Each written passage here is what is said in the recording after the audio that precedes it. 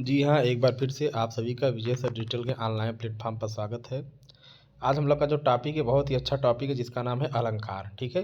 काव्य का सौंदर्य शास्त्र भी कहा जाता है, ठीक? अगर हम लोग इसकी परिभाषा की बात करें तो अलम प्लस कार से बनकर बना हुआ है। अलम मतलब होता है आभूषण और कार मीन्स सज्जित करना।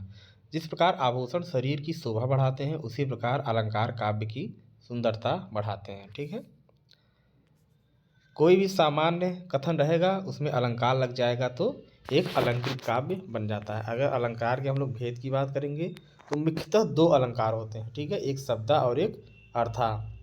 एक उभया भी होता है लेकिन मुख्यतः बात किया जाए तो दो प्रकार होते हैं, एक शब्दा अलंकार और एक अर्था अलंकार। शब्द के कारण चमत्कार होता है तो शब्दा अलंकार और अर्थ के कारण होता है तो अर्था अलंकार। शब्द में अनुप्रास यमक और श्लेष आते हैं और अर्थ में उपमा रूपक उत्प्रेक्षा अतिशयोक्ति और मानवीकरण आते हैं, ठीक। सबसे पहले हम लोग बात करेंगे अनुप्रास अलंकार की। इसमें वर्णों की आवृत्ति होती है, शब्दों की नहीं, वर्णों की आवृत्ति होती है, ठीक है? जैसे हम दिखाए गए चित्र में त त त त त, तो एक किसी वर्ण की आवृत्ति होगी, ठीक है? जैसे तरन तनुजा तट तमाल तरुवर बहुछाय, त की इसमें बार बार आवृत्ति हुई है, ठीक है? नेक्स्ट बात करेंगे यमक अलंकार। यमक में क्या होता है, एक शब्द आता है लेकिन उसके अर्थ अलग अलग होते हैं। जैसे कि कनक कनक ते सौगुनी माँ तकता अधिकाय, ठीक है? कनक कनक दो बार आया है लेकिन पहले कनक का अर्थ है गोल्ड और दूसरे कनक का अर्थ है धतूरा, ठीक है? तो जहाँ शब्द एक से अधिक बार आए और उनके अर्थ अलग अलग हो वहाँ यमक अलंकार होता है। नेक्स्ट बात करेंगे श्लेष अलंकार। चिपका हुआ शब्द एक ही आए लेकिन उसके अर्थ क्या हो, अलग अलग हो, ठीक है? रहीमन पानी राखिए बिन पानी सब सून। यहाँ जो पानी है ये तीन चीज़ों के लिए प्रयोग किया गया, एक मोती के लिए और एक मानुष के लिए अर्थात इज्जत के लिए और एक चून और आटा के लिए। यमक और श्लेष में बहुत ही बारीक अंतर है तो हम लोग समझेंगे। यमक में क्या होता है कि कोई शब्द एक से अधिक बार आता है और उसका अर्थ भी अलग अलग होता है, लेकिन श्लेष में क्या होता है, शब्द एक ही बार होता है लेकिन उसका मीनिंग अलग अलग होता है, ठीक। नेक्स्ट बात करेंगे उपमा अलंकार। उपमा में आपका तुलना होता है, जब किसी वस्तु की तुलना किसी प्रसिद्ध वस्तु से की जाए, क्योंकि तुलना हमेशा आदमी अपने से प्रसिद्ध लोग से ही करता है। सागर सा गंभीर हृदय गिर सा ऊंचा हो जिसका मन। यहाँ पे जो वाचक शब्द आएगा वहाँ पे सा सी से सम सरी से आएगा, इसकी पहचान भी यही है, ठीक है। उपमेय का मतलब होता है जिसकी तुलना की जाए और उपमान का मतलब होता है जिससे तुलना की जाए और वाचक शब्द आपके सा सी से होते हैं, ठीक। नेक्स्ट बात करेंगे रूपक अलंकार। यहाँ पे भेद रहित आरोप की बात की जाती है। उपमान में उपमेय और उपमान में कोई भेद नहीं है, ए ही बी है, ठीक। जैसे चरण कमल बंदो हरिराय, भगवान के चरण ही कमल हैं, ठीक है। पहचान इसमें क्या होता है, अक्सर योजक चिन्ह लगा रहता है, ठीक है। उत्प्रेक्षा की अगर हम बात करेंगे इमेजिनेशन अर्थात संभावना की बात होती है। उपमेय में उपमान की संभावना प्रकट की जाए तो वहाँ पे उत्प्रेक्षा अलंकार होता है। इसकी अगर हम लोग पहचान की बात करेंगे, मन जन मानो जानो मनो जनो। अलंकार में सबसे जरूरी है कि आपको पहचान मालूम होनी चाहिए। आप एक से दो बार पढ़ेंगे वाक्य को, आपको वो पहचान जरूर दिख जाएगी, ठीक है। नेक्स्ट हम लोग बात करेंगे तुलनात्मक अध्ययन, उपमा रूपक और उत्प्रेक्षा का।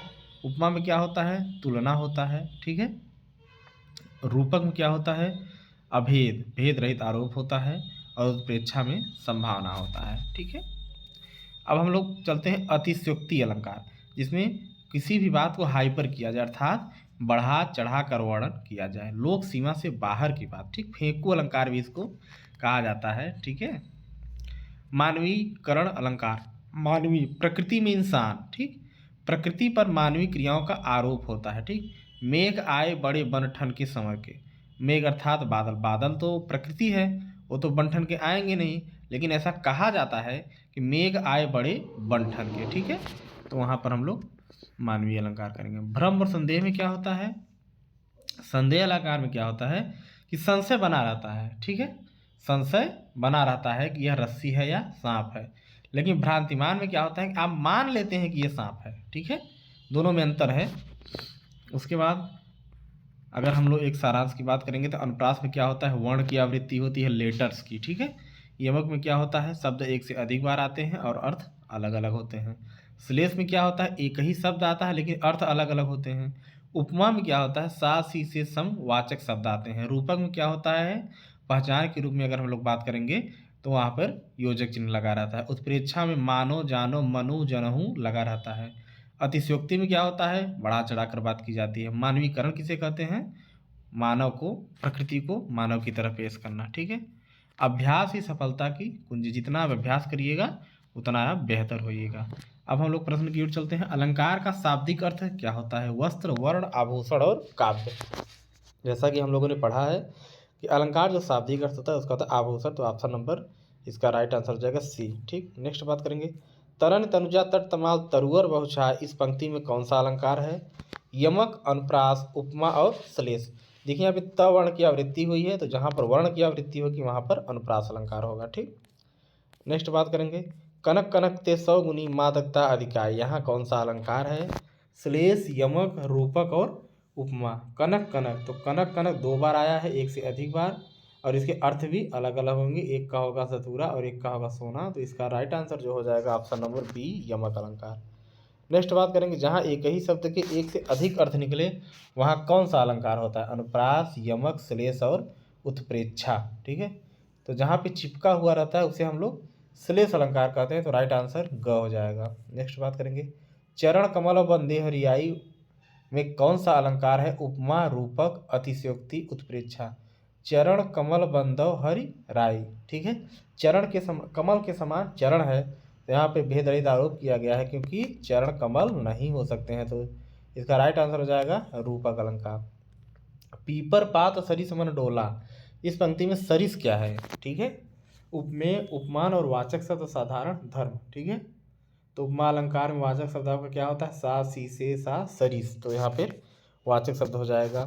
ठीक, नेक्स्ट बात करेंगे, जहाँ उपमेय में उपमान की संभावना व्यक्त की जाए वहाँ कौन सा अलंकार होता है, उपमा अलंकार, रूपक अलंकार, उत्प्रेक्षा अलंकार और अतिशयोक्ति अलंकार। तो यहाँ पे संभावना की बात करेंगे तो वहाँ पे हो जाएगा ऑप्शन नंबर ग, उत्प्रेक्षा अलंकार। ठीक है, पाहुन ज्यों आए हो गांव में शहर के, इस पंक्ति में अलंकार पहचानिए। ज्यों, मनु जानो ज्यों, जिसमें आ जाता है क्या होता है, उत्प्रेक्षा अलंकार। ठीक है, तो इसका जो राइट आंसर हो जाएगा ऑप्शन नंबर सी, उत्प्रेक्षा।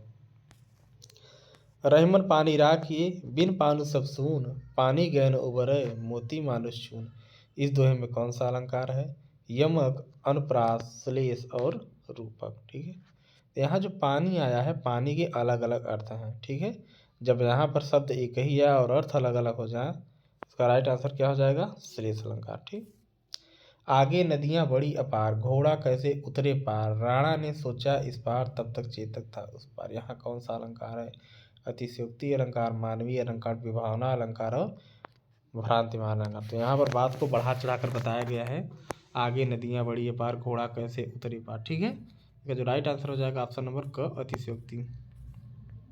जब जड़ प्रकृति पर मानवीय भावनाओं का आरोप हो तो उसे क्या कहते हैं, रूपक अलंकार, मानवीकरण अलंकार, उपमा अलंकार और अन्योक्ति अलंकार। जब प्रकृति की बात होगी तो क्या होगा, राइट आंसर ऑप्शन नंबर ख, मानवीकरण। मखमल के झूल पड़े हाथी सा टीला में कौन सा अलंकार है, रूपक, उपमा, उत्प्रेक्षा और यमक। हाथी सा सी से आया हुआ है, तो यहाँ पर उपमा अलंकार हो जाएगा। मुख्य रूप से अलंकार के कितने भेद माने जाते हैं, अगर मुख्य रूप से बात करेंगे तो दो शब्दार्थ, और अगर ऐसे कोई पूछेगा अलंकार के कितने भेद है तो आप तीन लगा सकते हैं। ठीक है, काली घटा का घमंड घटा, इसमें कौन सा अलंकार है, यमक, अनुप्रास, श्लेष और रूपक। दो बार घटा आया, इसके अलग अलग अर्थ हैं, इसलिए इसका जो राइट आंसर हो जाएगा ऑप्शन नंबर ए, यमक अलंकार। मनु नीलमणि शैल पर आतप पर्यो प्रभात, इसमें कौन सा अलंकार है, उपमा, उत्प्रेक्षा, रूपक और श्लेष। मनु जनु जानो मानो जहाँ पर आ जाए तो वहाँ पर कौन सा अलंकार होता है, उत्प्रेक्षा अलंकार, जिसका राइट आंसर हो जाएगा ख। उपमा अलंकार के कितने अंग होते हैं, 2, 3, 4 और 5। ठीक है, उपमा अलंकार के कितने भेद होते हैं, तो उपमान, उपमान और वाचक शब्द और साधारण कर्म। ठीक है, तो इसका जो राइट आंसर हो जाएगा ऑप्शन नंबर ग, 4। नेक्स्ट बात करेंगे, हाय फूल सी कोमल बच्ची, इसमें उपमेय क्या है, फूल, कोमल, बच्ची, सी। देखिए उपमेय जो होता है जिसकी तुलना की जाए, ठीक है, उसे हम लोग उपमेय कहते हैं, और उपमान किसे कहते हैं, जिससे तुलना की जाए। ठीक, और सा सी से आपका वाचक शब्द हो जाता है। ठीक, तो यहाँ पर बच्ची हो जाएगी। ठीक है, बिनु पद चले सुने बिनु काना में कौन सा अलंकार है, अतिशयोक्ति, विभावना, विशेषोक्ति और असंगत। देखिए बिनु शब्द जिसमें आ जाएगा, बिनु बिनु शब्द जिसमें आ जाएगा और उसका आंसर हमेशा विभावना अलंकार होगा। ठीक है, 3 बेर खाती थी वे 3 बेर खाती है, इसमें कौन सा अलंकार है, अनुप्रास, यमक, श्लेष और उपमा 3 बेर खाती थी। 3 बेर 2-2 बार आया है और अर्थ भी इसके अलग अलग हैं। इसका जो राइट आंसर हो जाएगा ऑप्शन नंबर ख, यमक अलंकार। मैया मैं तो चंद्र खिलौना लाहव, इसमें कौन सा अलंकार है? देखिए हाइफन लगा हुआ है, तो जिसमें हाइफन लगा हुआ था उसमें कौन सा अलंकार हो जाता है? ऑप्शन नंबर क, रूपक अलंकार। कुल कुल कुल सा बोल रहा में कौन सा अलंकार है? यमक, श्लेष, अनुप्रास और पुनरुक्ति प्रकाश। ठीक है, कुल कुल सा बोल रहा, एक से अधिक बार आया है, इसका राइट आंसर क हो जाएगा। सुवर्ण को खोजत फिरत कवि व्यापारी चोर, यह अलंकार है यमक, रूपक और श्लेष और उपमा। देखिए सुवर्ण को खोजे, तो यहाँ पे जो सुवर्ण का अर्थ है कई अर्थों में प्रयोग हुआ है। ठीक है, शब्द एक बार आया है लेकिन अर्थ उसके अलग अलग है, इसलिए इसका राइट आंसर हो जाएगा ऑप्शन नंबर ग, श्लेष अलंकार। चार चंद्र की चलचल किरणें खेल रही थी जल थल में, अलंकार बताइए? यमक, अनुप्रास, उपमा और श्लेष। ठीक है, जल थल में अगर हाइपन आ जाएगा तो उसका राइट आंसर क्या होगा?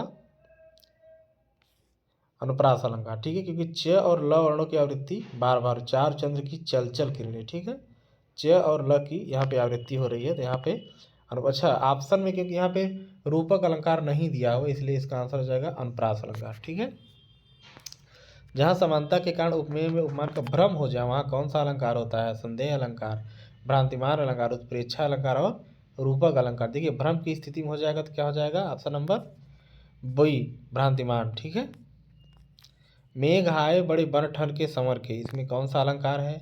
मानवीकरण अलंकार, अतिशयोक्ति अलंकार, उपमा और उत्प्रेक्षा अलंकार।